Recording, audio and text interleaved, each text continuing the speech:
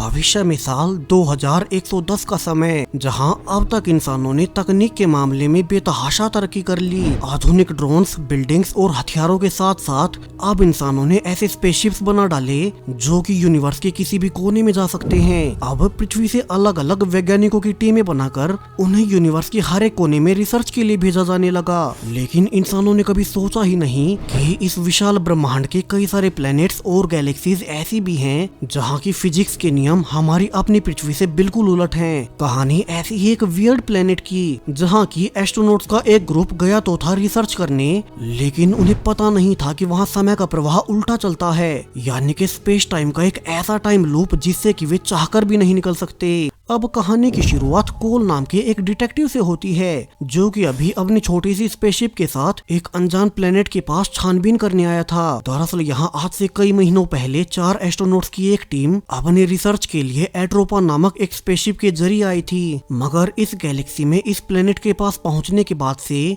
न तो उनका मेन बेस से कोई संपर्क ही हो पाया और न ही वे वापिस ही लौटे हैं। सो अब कोल उन्हीं को ढूंढते हुए यहाँ इस वियर्ड सी गैलेक्सी में चला आया। अब कोल यहाँ पहुँचकर 4 एस्ट्रोनॉट्स की फाइल चेक करने लगता है, जिनमें से है एट्रोपा स्पेसशिप का कैप्टन रॉबर्ट, एक टेक्नीशियन जेकब, एक साइंटिस्ट एंड्रयू और आखिर में एक डॉक्टर स्टेसी। अब डॉक्टर स्टेसी कोल की एक्स वाइफ है, लेकिन कोल उनके अलग होने के बावजूद स्टेसी से अब तक प्यार करता है। सो कोल का यहाँ आने के पीछे एक पर्सनल कारण भी जुड़ गया। अब इस प्लेनेट के पास पहुँचते ही कोल को यहाँ इस ग्रह के ऑर्बिट में किसी स्पेसशिप के होने का सिग्नल मिलता है और कोल ने ध्यान से देखने पर रियलाइज किया कि ये तो वही एट्रोपा स्पेसशिप है जिसे ढूंढने के लिए वो निकला था।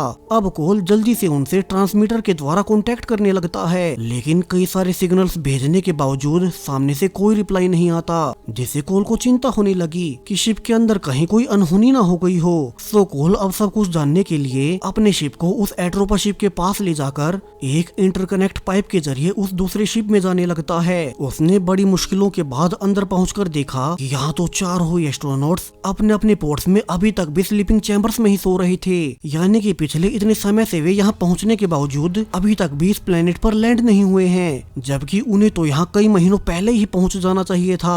अब कोल ने इस स्पेसशिप का सिस्टम चेक करने पर ध्यान दिया कि इस शिप के रिकॉर्ड के हिसाब से इस पूरे ग्रह के आसपास अजीब कारणों से समय आगे की बजाय उल्टा चल रहा है। सो कोल घबराकर अब जल्दी से सभी 4 एस्ट्रोनॉट्स को उनके क्रायोपोर्ट से उठाता है। फिर कुछ देर बाद उनके नॉर्मल होने पर कोल ने उन सबको बताया कि वो तो उन्हें ढूंढते हुए यहाँ आया है। उसने उनसे भी पूछा कि वे इतने ज्यादा समय तक यहाँ क्या कर रहे थे। उन्हें मेन बेस से निकले कई महीने बीत चुके हैं। हालांकि अब कैप्टन ने कहा कि उनके शिप के सिस्टम के हिसाब से तो वे सही समय पर हैं, लेकिन कोल ने रिवील किया कि यही तो सबसे अजीब बात है। इस स्पेसशिप का समय किसी अनजान कारण से बाहर के समय की तुलना में 8 महीने पीछे चल रहा है। अब इसे देख सभी समझने की कोशिश कर ही रहे थे कि उनके साथ ये सब क्या हो गया कि तभी उनके शिप से बाहर कोई दूसरा ऑब्जेक्ट तेजी से टकराता है। तो सभी लोग भागकर तेजी से देखने गए कि ये क्या था, और अपने सामने जो कुछ भी वे देख पा रहे थे उससे तो सभी की आंखें फटी की फटी रह जाती हैं। सामने बिल्कुल उन्हीं के जैसा एक और एट्रोपा स्पेसशिप था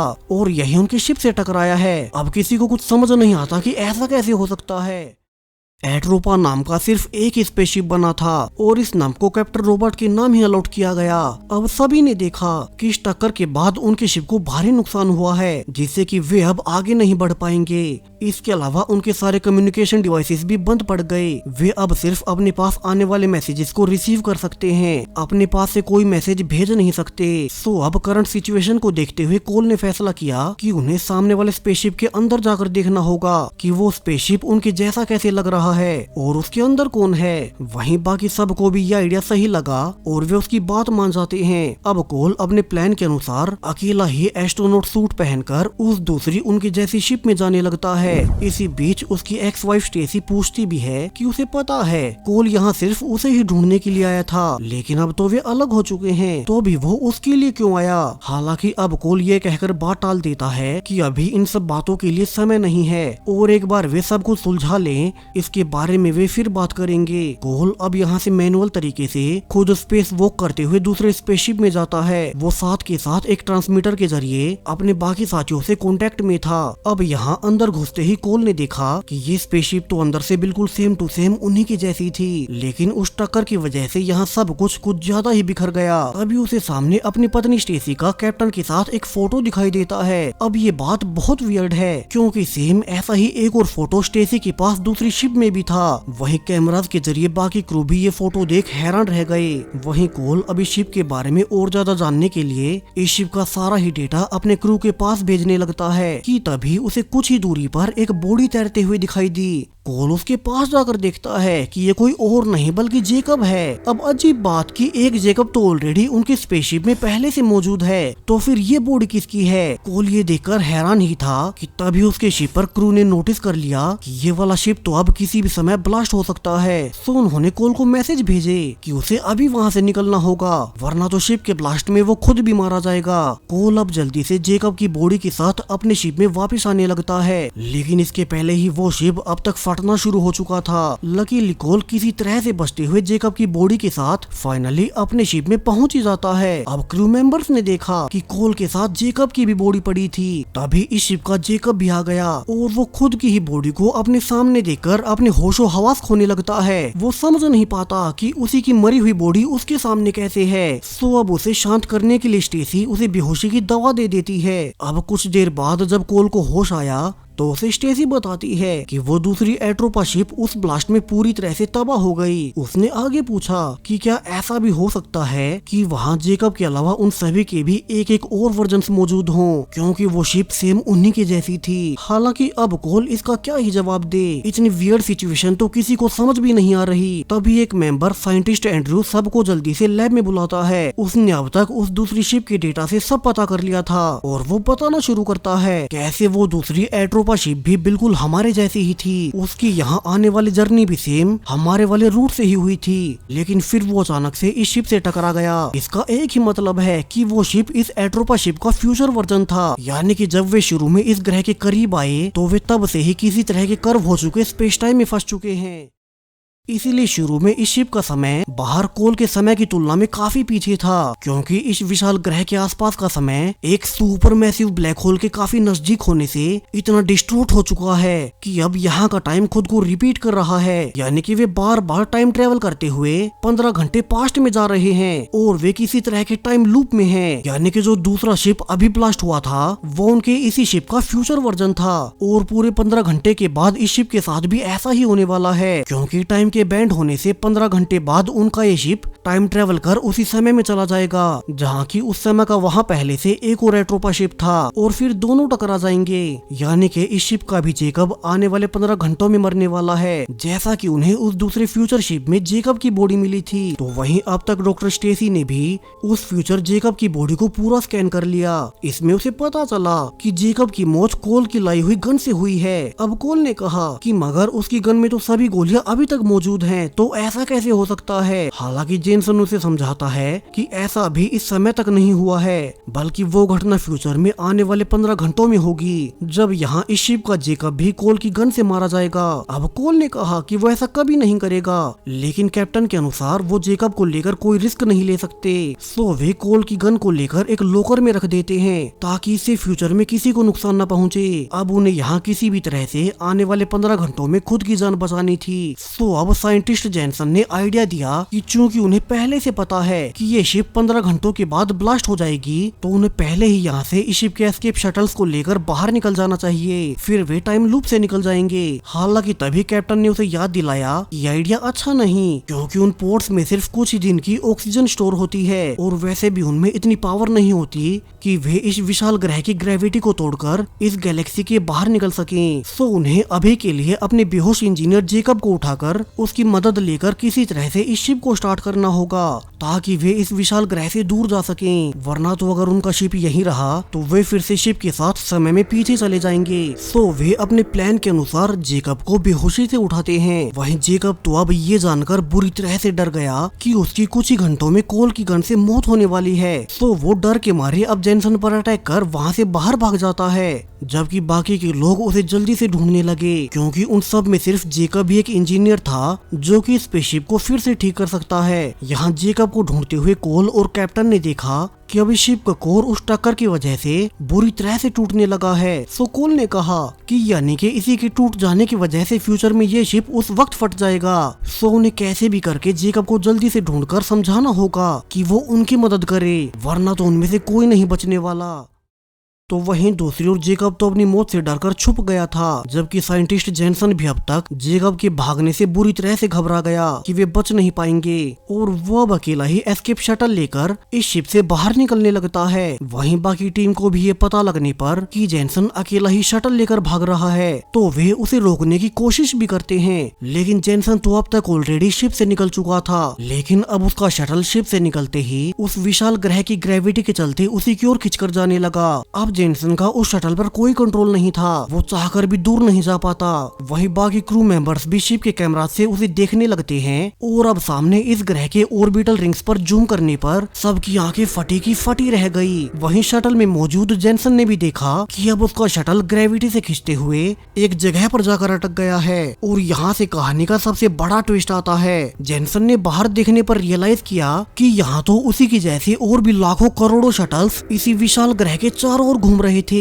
उन सब में भी जेनसन के ही लाखों करोड़ों वर्जन्स मौजूद हैं, यानी कि इन सब का ये पहला टाइम लूप नहीं था, बल्कि इससे पहले उनका सेम यही शिप लाखों करोड़ों बार टाइम ट्रेवल कर पास्ट में जाकर हर बार ब्लास्ट हो जाता है। यानी कि कहानी के शुरू से ही क्रू मेंबर्स जिन ऑर्बिटल रिंग्स को प्लेनेट के चारों ओर देख रहे थे वे कोई और नहीं बल्कि जेनसन के ही एस्केप शटल्स थे, जिसमें उसके करोड़ों वर्जन्स हर बार एस्केप पोड लेकर भागने की कोशिश करते, और वे हर बार इस ग्रह की ग्रेविटी के चलते यहीं अटक जाते। फिर धीरे धीरे उन सारे पोर्ट्स की हवा खत्म होने से वे सब मारे जाते।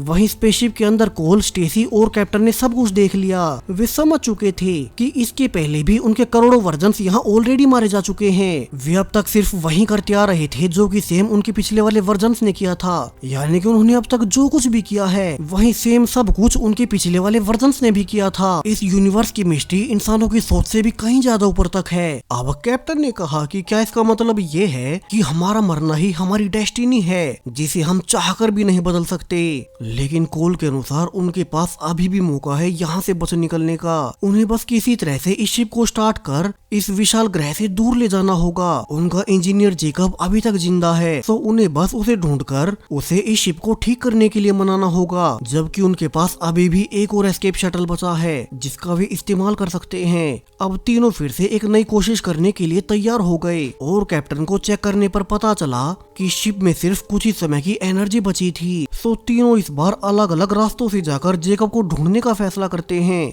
उनके यहाँ से सेफ और जिंदा निकलने के लिए इंजीनियर जेकब सबसे ज्यादा जरूरी है। अब यहाँ से कैप्टन जेकब को ढूंढने के लिए अलग रास्ते पर निकल गया, जबकि स्टेसी और कोल उसे दूसरी ओर ढूंढने निकल जाते हैं। जिस बीच स्टेसी ने कोल से फिर से पूछा कि वो उसे ढूंढने के लिए यहाँ तक आया ही क्यों। उनका रिश्ता तो बहुत पहले ही खत्म हो चुका था।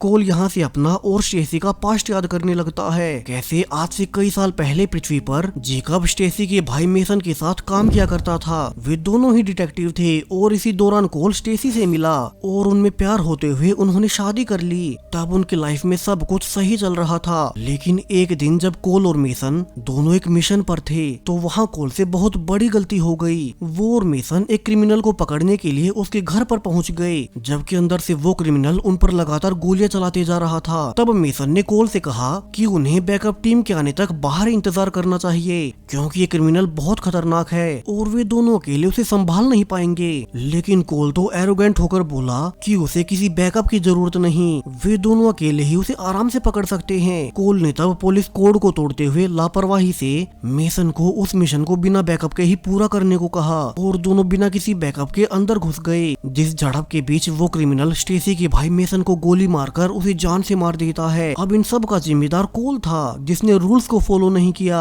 वो मेसन को मरा हुआ देख गुस्से में उस क्रिमिनल को भी जान से मार देता है, लेकिन अब इसका कोई फायदा नहीं, मेसन तो ऑलरेडी मर चुका था। वहीं ये सब कुछ ड्रोन्स ने रिकॉर्ड कर लिया कि कैसे ऑफिसर कोल ने एक सरेंडर करने जा रहे क्रिमिनल को जान से मार दिया, जिसके बाद कोल को उसकी जॉब से निकाल दिया जाता है। वहीं स्टेसी जब कोल के पास भी गई तो कोल ने उसे सब सच बता दिया, कैसे उसके भाई की मौत उसी की गलती से हुई थी और यही वो घटना थी जिसके बाद स्टेसी कोल को हमेशा के लिए छोड़कर चली गई। तो वहीं कोल हमेशा खुद को मेसन की मौत का जिम्मेदार मानता रहा। इसी के कुछ साल बाद जब उसे पता चला कि स्टेसी जिस एट्रोपा शिप के साथ दूर स्पेस में मौजूद एक गैलेक्सी में गई है, तो वहाँ से तो उनका पूरा शिप ही लापता हो गया।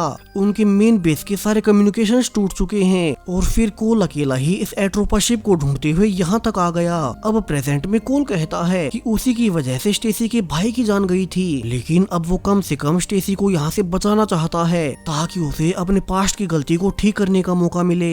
हालांकि अब तक शिप की पावर क्रिटिकल स्टेज तक नीचे गिर चुकी थी, जिसे सब कुछ बंद पड़ने लगता है और इसी वजह से कोल अकेला ही मेडिकल रूम में फंस गया। वो शीशे तोड़कर बाहर आने की कोशिश भी करता है, मगर वे शीशे काफी ज्यादा मजबूत होने से कोल उन्हें तोड़ नहीं पाता। अब कोल ने कहा कि स्टेसी ने उसकी गन उसकी अलमारी में रखी थी, जिसके इस्तेमाल से वो शीशे तोड़कर बाहर आ सकेगा, लेकिन अनफॉर्चुनेटली वो चाबी भी बाहर स्टेसी के पास ही रह गई। तो अब कोल अपने हाथों से ही उस अलमारी को तोड़ने लगता है। तो वहीं दूसरी ओर जेकब ने पीछे से आकर कैप्टन के गले पर चाकू रखकर उससे कहा कि उसे अभी यहाँ से निकलना होगा और वो उस बचे हुए इकलौते एस्केप शटल को लेकर यहाँ से निकलने वाला है, क्योंकि उसे अपने भविष्य से पहले से पता है कि अगर वो यहाँ इस शिप में रुका तो किसी भी समय कोल की गन से मारा जाएगा। कैप्टन उसे समझाने की कोशिश भी करता है कि ये बिल्कुल जरूरी नहीं कि जो पहले हो चुका है वो फिर से हो, वे अगर चाहे तो अपनी डेस्टिनी को बदल सकते हैं। उन सबको अभी जेकब की बहुत जरूरत है ताकि वे सब किसी तरह से इस शिप को फिर से स्टार्ट कर यहाँ इस विचित्र गैलेक्सी से बाहर निकल सकें। लेकिन जेकब तो अब डर के मारे सिर्फ खुद को बचाना चाहता था।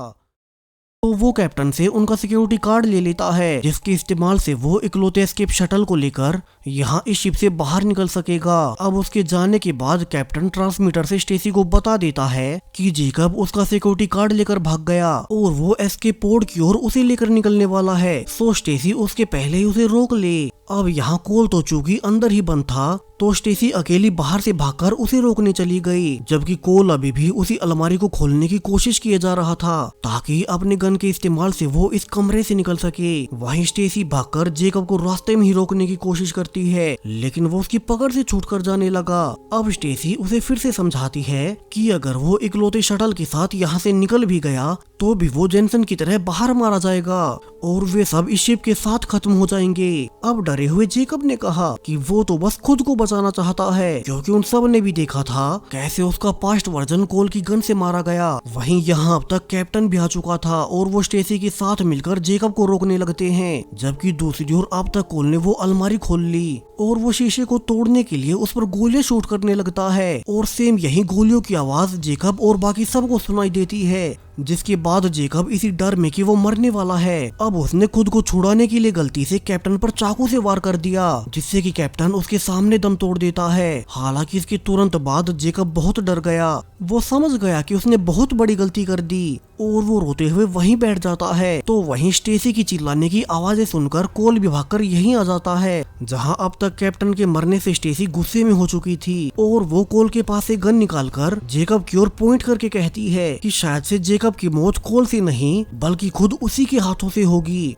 और तभी वो गुस्से में जेकब को गोली मारने लगती है, लेकिन इसके पहले ही कोल ने उसे चिल्लाकर रोका कि उन्हें कैसे भी करके ये टाइम लूप तोड़ना होगा, क्योंकि पिछले हर एक लूप में शायद से जेकब उनके हाथों मारा जाता रहा है और इसके बाद वे कभी नहीं बच पाए। लेकिन अगर हमें इस बार यहाँ से बचकर निकलना है तो जेकब हम सब के लिए बहुत जरूरी है। एक वही है जो कि शिप को ऑपरेट कर सकता है। हमारे पास यही एक इकलौता मौका है इस टाइम लूप को हमेशा के लिए खत्म करने का। जिसके बाद फाइनली स्टेसी कोल की बात मानकर गन नीचे कर लेती है। कोल ने आगे कहा कि उनके पास सब कुछ बदलने का अभी भी समय है, क्योंकि कुछ ही देर में ये शिप फिर से 15 घंटे पास्ट में टाइम ट्रेवल करने वाली है, जहां वो इस शिप के नई वर्जन से टकरा जाएगी। अब जेकब ने भी माफी मांगते हुए कहा कि वो खुद की मौत से बहुत डर गया था, इसलिए गलती से उसके हाथों कैप्टन की जान चली गई, लेकिन अब वो इस शिप को सही करने में उनकी पूरी मदद करेगा।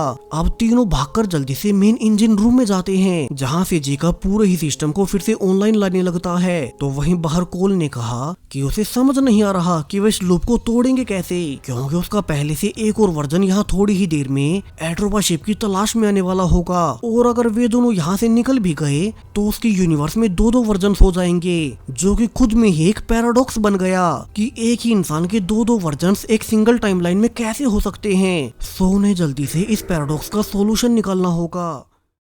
तो वहीं अब तक जेकब ने भी आकर बताया कि वे शिप को स्टार्ट कर यहाँ से कहीं नहीं ले जा सकते, क्योंकि उस टक्कर के लगने के बाद इस शिप की पावर बहुत कम बची है, और जितना ये शिप अभी चल रहा है उसे भी जेकब को मैनुअल तरीके से ऑपरेट करना होगा। कि तभी अचानक से अब 15 घंटे पूरे होते हुए ये पूरा ही शिप पास्ट में टेलीपोर्ट होने लगता है। उन्हें ये तब पता चला जब उन्होंने अपने रेडियो से कोल के पहले वाले वर्जन के मैसेजेस सुनाई देते हैं। ये सारे मैसेजेस उसी वक्त के हैं जब कोल यहाँ कहानी के शुरू में आया था, और उसने एट्रोपा शिप को देखकर उसमें मैसेज भेजे थे, मगर तब उसे कोई रिप्लाई नहीं मिला। उसका कारण हमें अब पता चल रहा है, क्योंकि इस शिप का मैसेज भेजने का डिवाइस तो ऑलरेडी टूट चुका था। अब यहाँ से कोल को एक नया आइडिया स्ट्राइक होता है। उसने कहा कि क्यों ना वे इस बार उस इकलौते एस्केप पोड द्वारा इस शिप से निकलकर कोल के पास्ट वर्जन के पास जाएं। कोल का अपना शिप तो बिल्कुल ठीक होगा, सो वे उससे बाहर निकल जाएंगे। हालांकि जेकब ने कहा कि उसे यहीं रुकना होगा, क्योंकि एक वही है जो कि मैनुअल तरीके से इस शिप को स्टेबल रख सकता है। जेकब अब इस अनंत टाइम लूप को हमेशा के लिए रोकने के लिए खुद को सैक्रिफाइस करने का फैसला करता है, जिस मौत से वो शुरू से डर रहा था।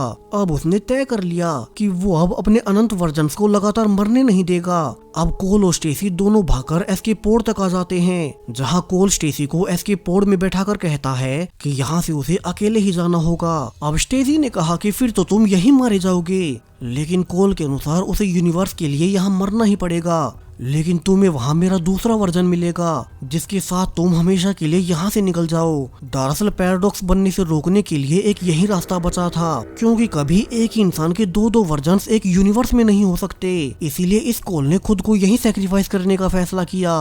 वहीं स्टेसी भी सब कुछ समझ चुकी थी, और वो बड़े ही भारी मन से इस कोल को यहीं छोड़ उसे हमेशा के लिए गुड बाय बोलकर अकेले ही एस्केप पोड में जाने का फैसला करती है। जबकि कोल भागकर वापस से जेकब के पास आ गया। उसने कहा कि उनके पास इस लूप को हमेशा के लिए खत्म करने का एक ही प्लान है, मगर इसके लिए उन दोनों को खुद की जान का सैक्रिफाइस करना होगा। अब जेकब भी जानता था कि उसके पहले के लाखों वर्जन्स ऑलरेडी इस टाइम लूप में अपनी जान कमा चुके हैं, सो वो एक आखिरी बार खुद की जान देकर इस लूप को हमेशा के लिए खत्म करने को तैयार हो जाता है। अब दोनों का प्लान था कि इस बार जब उनका शिप उनके दूसरे पास्ट वर्जन वाले एट्रोपा से टकराएगा तो वे इस शिप को ब्लास्ट कर देंगे, जिससे कि दोनों ही शिप पूरी तरह से तबाह हो जाएंगे और उनके साथ साथ उनके पिछले सारे वर्जन्स मारे जाएंगे। वही स्टेसी तो कोल के पास्ट वर्जन के साथ यहाँ से हमेशा के लिए निकल जाएगी। यहाँ पास्ट कोल और जेकब दोनों ऐसा ही करते हैं, और इस बार दोनों ही शिप्स इस बड़े ब्लास्ट में पूरी तरह से तबाह हो गए, जिनमें कि मौजूद सब लोग भी मारे गए। यहाँ पास्ट कोल ने खुद को स्टेसी के लिए सैक्रिफाइस कर दिया, तो वहीं दूसरी ओर यहाँ से थोड़ी ही दूरी से कोल का पास्ट वर्जन सब कुछ देख रहा था। उसे अब तक स्टेसी ने आकर सब बता दिया, और दोनों यहाँ से हमेशा के लिए फिर से पृथ्वी पर जाकर सेफ बच जाते हैं। यानी कि सिर्फ एक स्टेसी ही थी जो कि शिप से बची, क्योंकि इस टाइम लूप को तोड़ने के लिए कोल और जेकब को पहले वाले शिप को भी अपने साथ उड़ाना पड़ा, जिसमें एट्रोपा के क्रू के सारे नए वर्जन्स मारे गए। अब ना ही ये शिप बचा और ना ही ये कभी पास्ट में टाइम ट्रेवल कर पाएगा। सो टाइम लूप यहीं खत्म हो गया, और वहीं स्टेसी कोल के पास्ट वर्जन के साथ हमेशा के लिए यहाँ से निकल गई। इसी होपफुल एंडिंग के साथ ये जबरदस्त सीरीज यहीं पर खत्म हो जाती है। सो एट्रोपा नामक ये पूरी ही सीरीज आपको कैसी लगी, अपनी राय कमेंट्स में बताते जाएं। साथ ही अगर आप ऐसी ही और सीरीज देखना चाहते हैं तो स्क्रीन पर दिखाई दे रही वीडियो पर क्लिक करें। Thank you.